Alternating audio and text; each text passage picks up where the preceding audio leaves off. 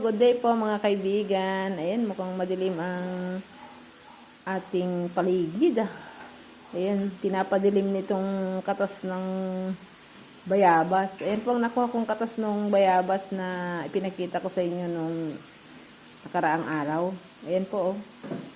Guava extract. Ayan po yung mga reject kasi halos 2 araw pong nakatambay yung bayabas kaya medyo nabulok yung iba. Ayan po, oh. Linend ko yung mga magagandang natira. Ayan po. Yung pinagblendan ko. At ayan po. Ang bayabas po ay maganda sa kalusugan, lalo na ang mga bata. Sa mga bata po, maganda ang bayabas. Ayan, gagamitin po natin yan pag kailangan na. Ilalagay po na muna natin sa freezer. Opo. Maganda rin po yan sa puso at sa may mga dysmenorrhea. Yun pong mga nakakaranas ng dysmenorrhea. Maganda po ang katas ng bayabas. Uminom po kayo. Ayan. Nire-regulate din yan ang blood sugar ng mga taong may diabetic. Opo. Good day po and God bless to everybody.